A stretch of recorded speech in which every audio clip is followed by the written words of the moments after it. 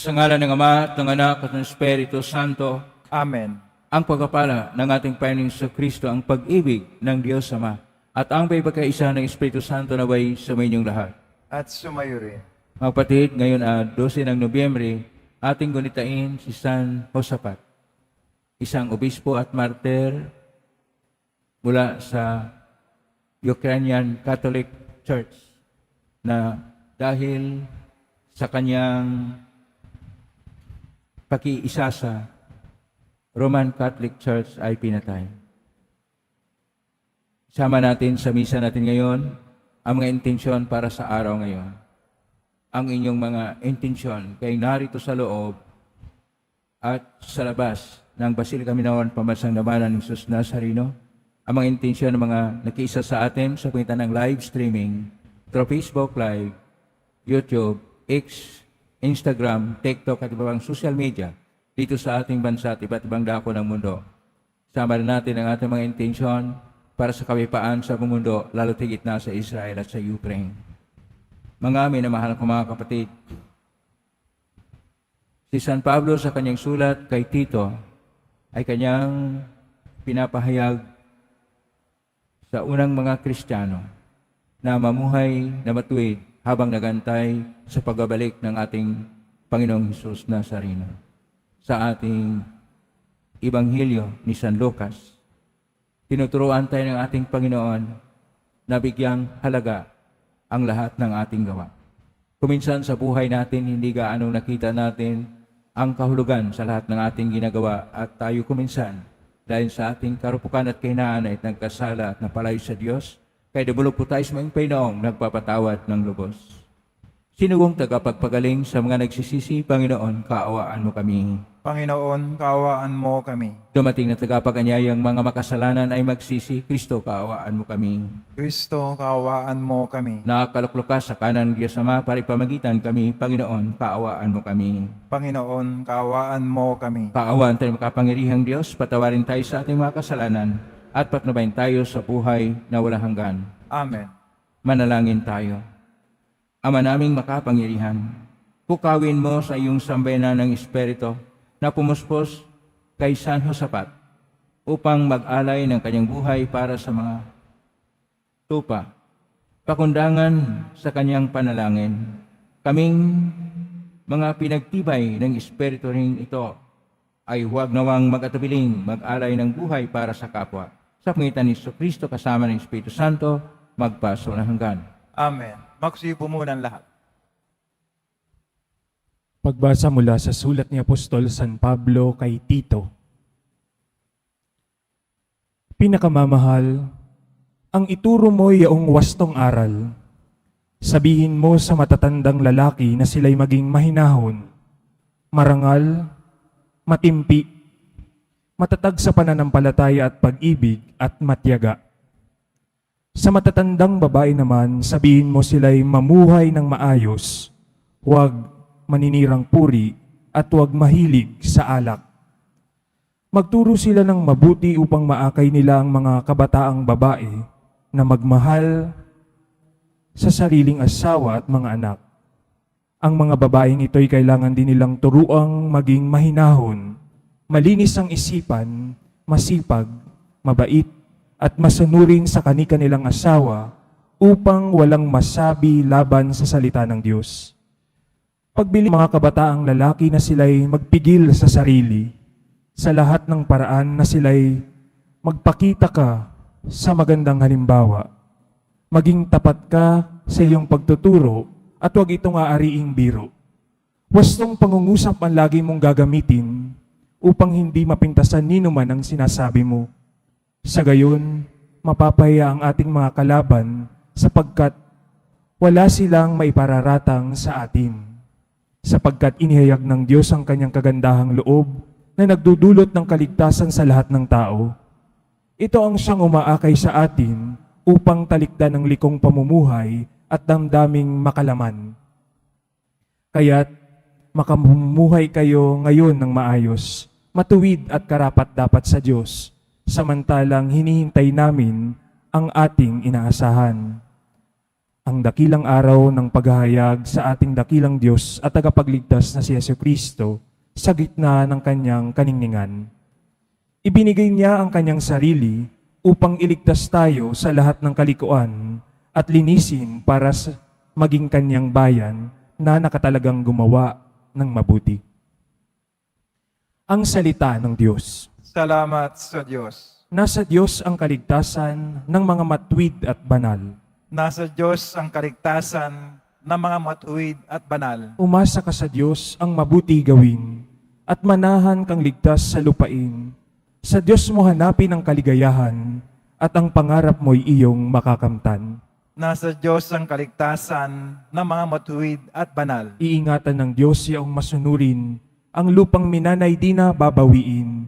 Ang gabay ng tao sa kanyang paglalakad ay ang Panginoon nang upang maligtas sa gawain niya ang Diyos nagagalak.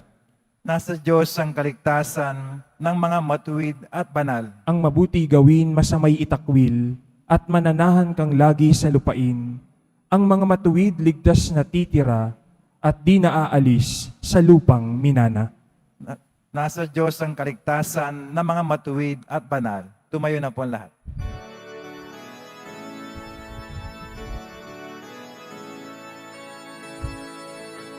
Alleluia, Alleluia, Alleluia, Alleluia. Ang sa akin nagmamahal, tutupad sa aking aral, ama't ako'y mananahan. Alleluia, Alleluia,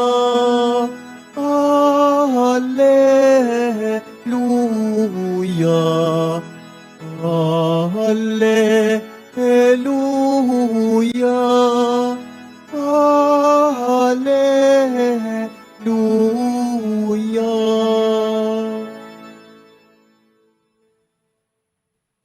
Sumainyo ang Panginoon. At sumayo rin. Ang mabuting balita ng Panginoon ayon kay San Lucas. Papuri sa iyo, Panginoon. Noong panahong yon, sinabi ng Panginoon, ipalagay nating kayo'y may aliping nag-aararo o nagpapastol kaya ng mga tupa. Pagkagaling niya sa bukid, sasabihin ba ninyo sa kanya, halika, at makihain ka na? Hindi. Sa halip ay ganito ang sinabi ninyo, ipaghanda mo ako ng hapunan, magbihis ka, at silbihan mo ako habang ako ay kumakain. Kumain ka, pagkakain ko. Pinasalamatan ba ang alipin dahil sa ginawa niya nang iniutos sa kanya? Gayon din naman kayo. Kapag nagawa na ninyo ang lahat ng iniutos sa inyo, sabihin ninyo, kami, mga aliping walang kabuluhan, tumupad lamang kami sa aming tungkulin. Ang mabuting balita ng Panginoon. Pinupuri ka namin, Panginoong Jesucristo. Siupo muna lahat. Isang mapagpalang araw po sa inyong lahat. Purihin po natin ang ating Pong Hesus Nazareno.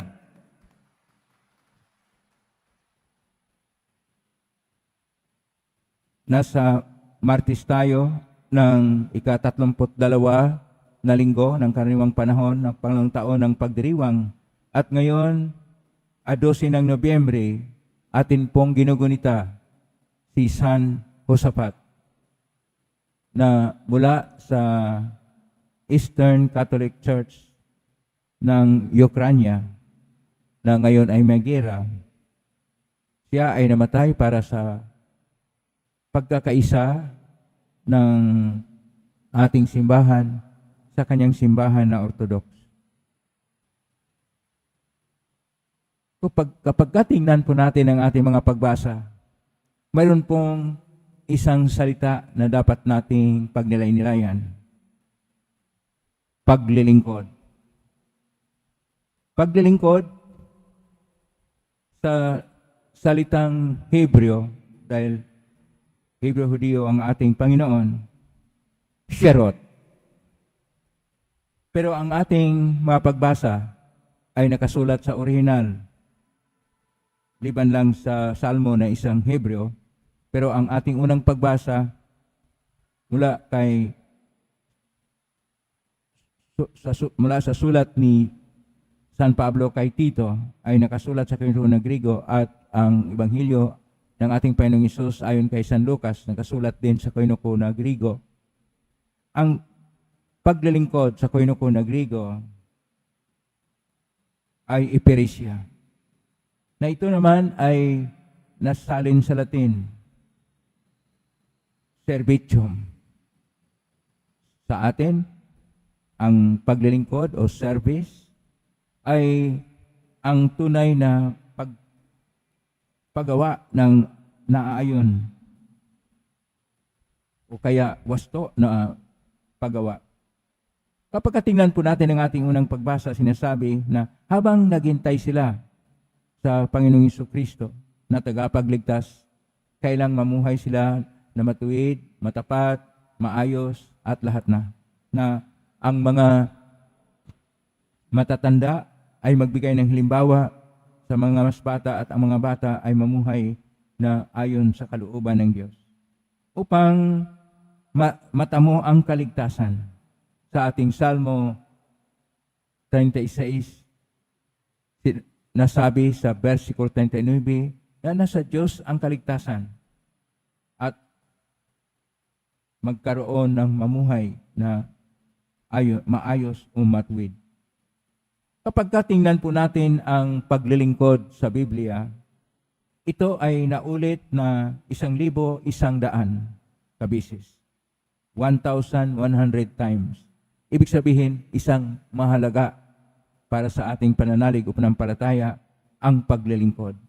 Ang paglilingkod dahil ang ating Panginoong Hesus ay nagpahayag na siya ay nagsasabi na siya ay naparito hindi upang paglingkuran, bakos siya ay maglilingkod at mag-alay ng kanyang buhay sa ikaligtas ng lahat. Ebanghelyo ni San Marcos, Kapitulo 10, verso 45. Sapagkat siya ay lingkod ni Yahweh na inuhula na ni Propeta Isaias, na makita po natin sa Aklat ni Propeta Isaias, Kapitulo 42, versikulo 1 at sumusunod. Sapagkat ang ating Panginoong Hesus, siya na lingkod ng ating Panginoon, ng ating Panginoong Diyos, ay siya ay nagsabi sa Ebanghelyo ni San Lucas, Kapitulo 4, verso 18 hanggang 19, na parito siya upang magdala ng mabuting balita, upang magkaroon ng panibagong sigla. Ang mga bulag ay makakita, ang mga bingi ay makaririnig, at dalhin ang mabuting balita sa mga dukha. Kaya kapag sinasabi sa ating Ebanghelyo ngayon ni San Lucas, Kapitulo 7, verso 7 hanggang 10, na sinasabi ng naglilingkod na alipin, kami mga aliping walang kabuluhan, tungpad lamang kami sa aming tungkulin. Kuminsan sa buhay natin, hindi natin nakikita ang saysay, ang kabuluhan ng ating ginagawa. Akala natin, o sige lang, ito ang ating gawin, kaya matupad na. Pero dapat nating tingnan na lahat ng ating pagkilos, lahat ng ating sinasabi, lahat ng ating ginagawa sa buong araw, yun ay dahil sa pagpakita natin ng kabuluhan ng buhay. Bakit kabuluhan ng buhay? Sapagkat una sa lahat, ang Diyos ay tagapaglikha. At nilikha niya ang lahat dahil sa kanyang pag-ibig. Kapag tayo ay tumitingin na isa tayo sa mga nilikha ng Diyos na binigyan ng pag-unawa, talino, upang lalo pang makikita natin ang kabuluhan ng lahat.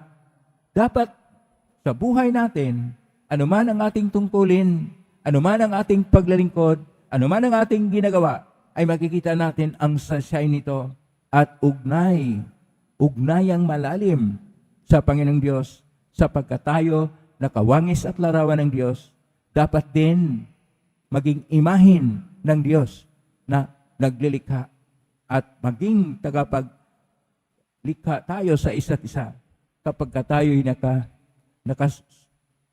nakasumpong na ang bawat buhay, ang bawat kilos natin ay may saysay o may kabuluhan sapagkat tayo ay naglilingkod sa Diyos.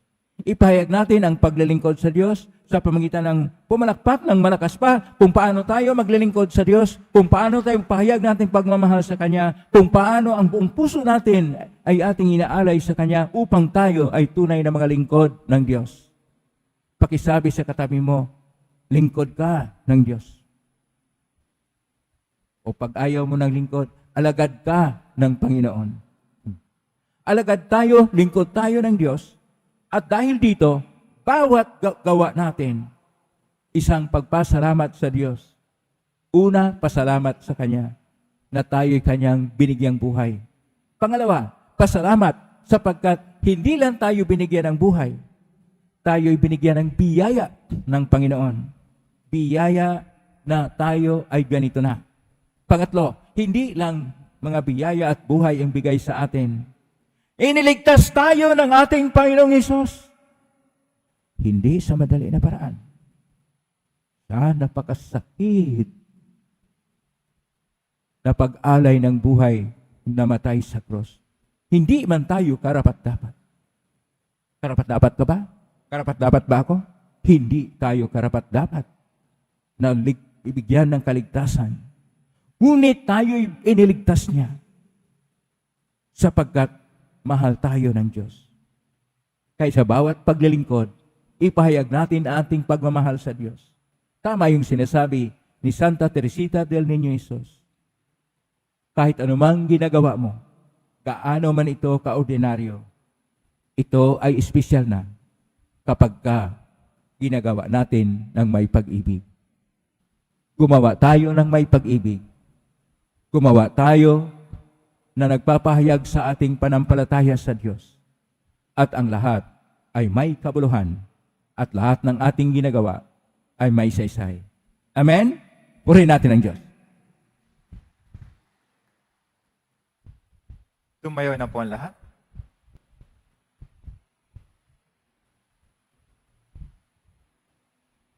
Minamahal ko mga kapatid, nalangin tayo sa ating Amang nasa langit upang matularan natin si Kristo sa Kanyang anak sa diwa ng paglilingkod na may pagmamahal.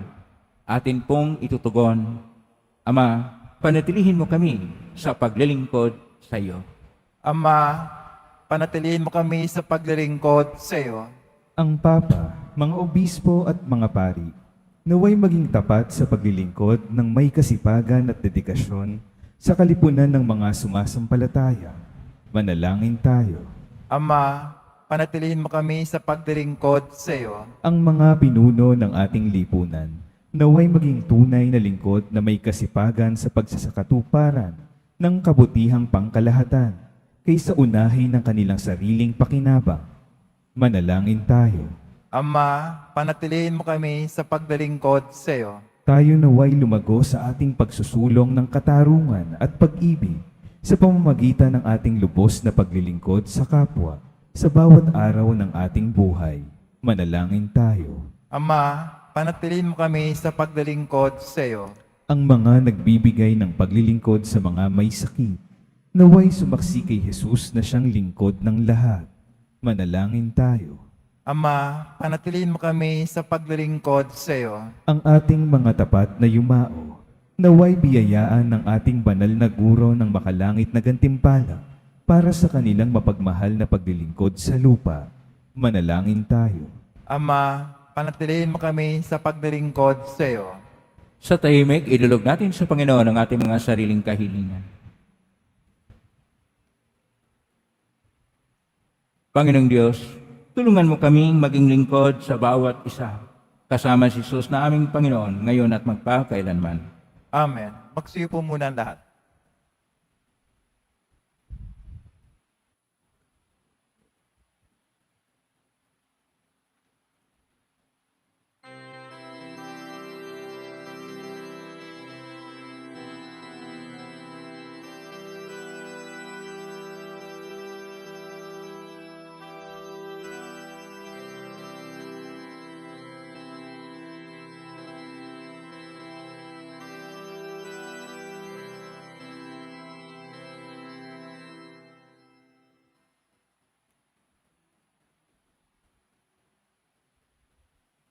Tumayo na po ang lahat. Manalangin ni kapatid upang paghahain natin ay kalugdan ng Diyos amang makapangyarihan. Tanggapin nawa ng Panginoon itong paghahain sa iyong mga kamay, sa kapuri niya at karangalan, sa ating kapakinabangan at sa buong sambayan niyang banal. Ama naming lumikha, ang mga alay na ito ay gawin mong mapuspos ng iyong pagpapala. At kami gawin mong matigim ng panampalatayang ito ay di magigitla na pinanindigan ng pagdanak ng dugo ni San Josaphat sa pangitan ni Kristo kasama ng Espiritu Santo magpa sa walang hanggan. Amen. Sumainyo ang Panginoon. At sumayo rin. Itaas sa Diyos sa inyong puso at diwa. Tinaas na namin sa Panginoon. Pasalamatan natin ang Panginoong ating Diyos. Marapat na siya ay pasalamatan. Ama ng kapanito na marapat ni kay aming pasalamatan ngayong aming kagalakan na si San Josaphat ay parangalan. Siya namin may panindigan ikaw ipahayag kahit siya ay mamatay sapagkat minarapat mong kanyang matularan ay anak naghain ng siling buhay. Tulad na naganap siyang anak, ang dugo ng mga martir ay dumanak. Hindi dahil sa katatagang likas, kundi dahil sa iyong bigay na lakas. Kay kaysa ng mangyel sisiawit ng papuri sa iyong pay sa kalangitan, kami nagbubunyi sa kadakilaan. Santo, Santo, Santo, Panginoon Diyos na mga hukbo, napupuno ang langit at lupa ng kadakilaan mo, o sana sa kaitaasan. Pinagpala na paririto sa ngalan ng Panginoon, o sana sa kaitaasan. Magsilod po ang lahat.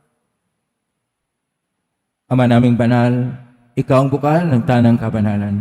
Kaismitan ng Espiritu yung banal na makaloob na ito upang parang sa aming maging katawan at dugo ng aming Panginoong Kristo.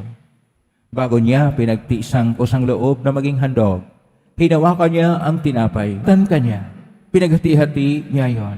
Iniabot sa kanyang malagad at sinabi, tanggapin ninyong lahat ito at kanin. Ito ang aking katawan na iahandog para sa inyo.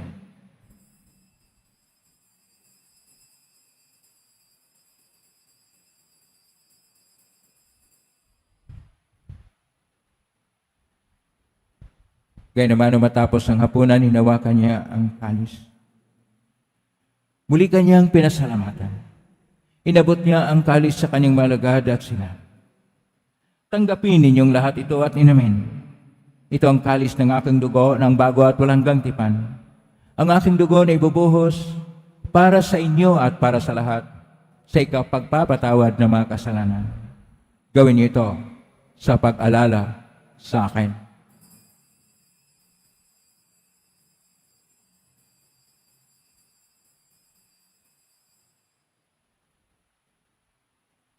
Tumayo na po ang lahat. Ang misteryo ng pananampalataya. Kristo'y namatay, si Kristo'y nabuhay, Kristo'y babalik sa wakas ng panahon. Ama, ginagawa namin ngayon ang pag-alala sa pagkamatay at muling pagkabuhay ng anak. Kaya't naalay namin sa iyo ang tinapay nagbibigay buhay at ang kalis na nagkakaloob ng kaligtasan. Kami nagpapasalamat dahil kami narapat na tumayo sa harap mo para maglingkod sa iyo. Isinasamo namin kaming magsasalo-salo sa katawan at dugo ni Kristo ay mabuklod sa pagkakaisa sa pamagitan ng Espiritu Santo. Ama, lingapin simbahang laganap sa buong daigdig. Pususin kami sa pag-ibig na isa ni Francisco na aming Papa at ni Jose na aming Obispo at ng Tanang Kaparian. Alalahanin mo rin mga kapatid naming naimlay na may pag-asang sila muling mabuhay ganyan lahat ng mga pumanaw. Kaawaan mo sila at patuloyin sa iyong kaliwanagan. Kawan mo nipatin kaming lahat na makasalo siyang buhay na walang wakas. Kaisa ng mahal na Birhen Maria na Ina ng Diyos, ng kabiyak ng puso niyang San Jose. Kaisa ng mga apostol, San Juan Bautista, ni San Josaphat, ni San Roque, ni San Lorenzo Ruiz de Manila, ni San Pedro Calungsod, at ng lahat ng mga banal na namuhay ito sa daigdig ng kalugod-lugod sa iyo, may pagdiwang nawa namin ang pagpupuri si karangal mo sa pangitan ng anak na aming Panginoong Hesus Kristo. Sa pamamagitan ni Kristo, kasama niya at sa Kanya, ang lahat ng parangal at papuri ay sa iyo, Diyos Amang makapangyarihan, kasama ng Espiritu Santo, magpasawalang hanggan.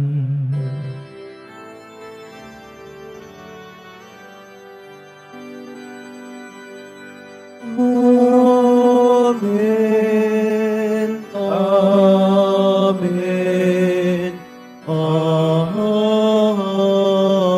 Amen.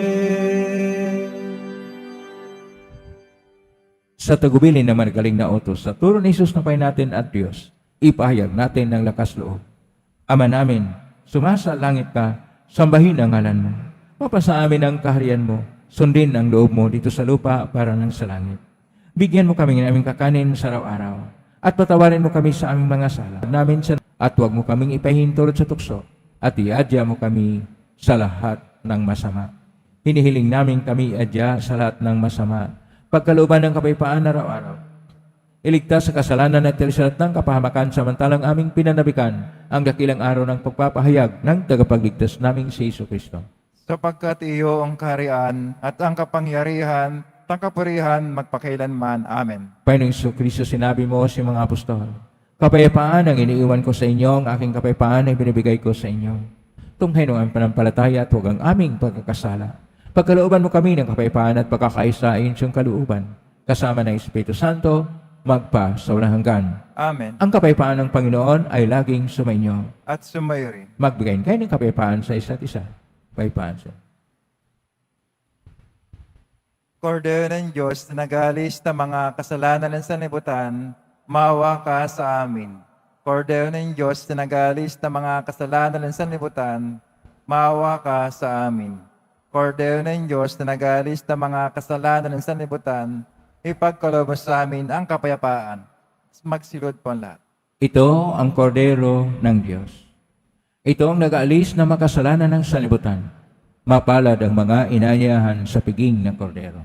Panginoon, hindi ako karapat-dapat na magpatuloy sa iyo, ngunit sa isang salita mo lamang ay gagaling na ako. Katawan ni Kristo. Amen.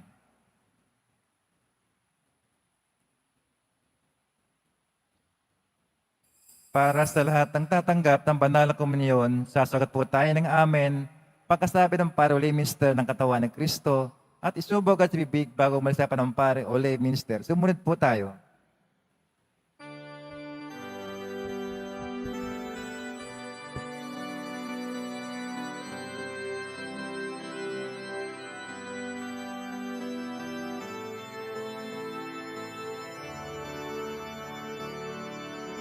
Ang banal na pakikinabang na ito ay magdulot nawa sa amin ng espiritu ng katatagan at kapayapaan upang ayon sa halimbawa ni San Josaphat, kami ay kusang maglaan ng aming buhay sa ikararangal, sa ikapagkakaisa ng iyong sambayanan sa pangitan ni Kristo kasama ng Espiritu Santo, magpa sa walang hanggan. Amen. Panalangin para sa mga kaluluwa, mga kapatid, ating ipagdasal ang ating mga minamahal na yumao at ang lahat mga kaluluwa sa purgatorio. Panginoon naming Diyos, Ama namin, Ikaw po ang dahilan ng aming pagsilang sa igaling ang aming hiram na buhay. Kung kabang loob po kaming nanalangin, kami na makaawang kaluluwa po ang mga kaluluwa na pumanaw na sa mundong ito, sila naway magkamit na yung buhay sa iyong piling. Alisin mo ang namang mga karamihan ng kasalanan upang sila'y maging marapat sa iyong walang hanggang kalinisan. Ihawan mo sila mula sa purgatorio at bigyan ng puwang sa iyong kaharian sa langit. Kapayapaan kailan may igawad ng may kapal sa mga yumaong nagsipanaw. Sila naway silayan na iyong ilaw na walang hanggan. Amen. Mapanatag naman sila sa kapayapaan. Amen.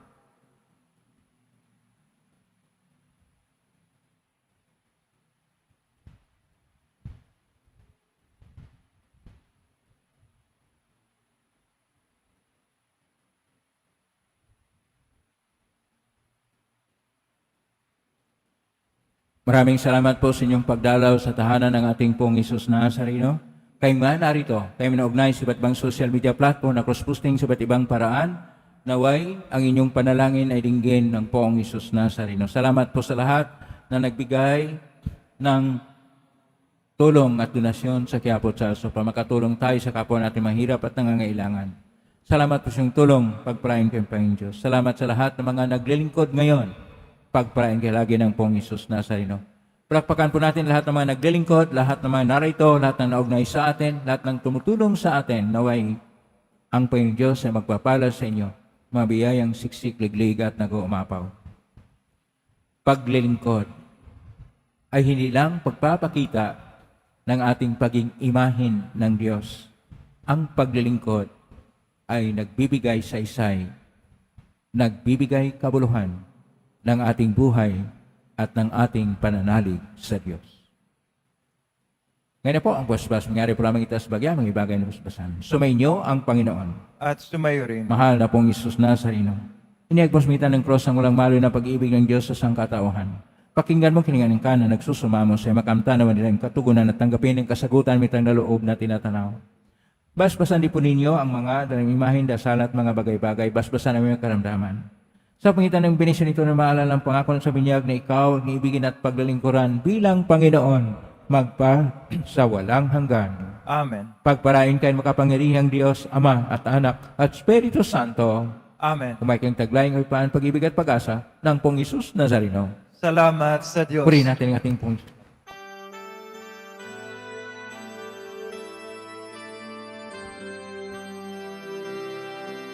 Nuestro Padre Jesús Nazareno, sinasamba ka namin.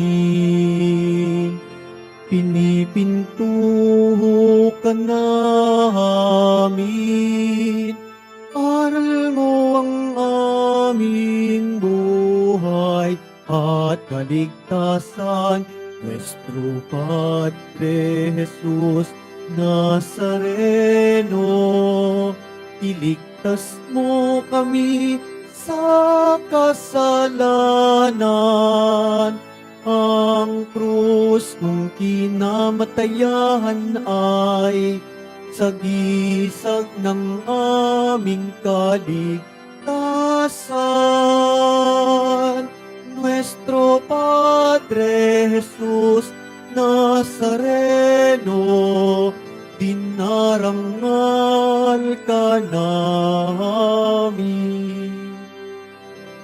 Nuestro Padre Jesús Nazareno, niluluwalhati ka namin. Nuestro Padre Jesús Nazareno, dinarangal ka namin. Nuestro Padre Jesús Nazareno, niluluwalhati ka namin.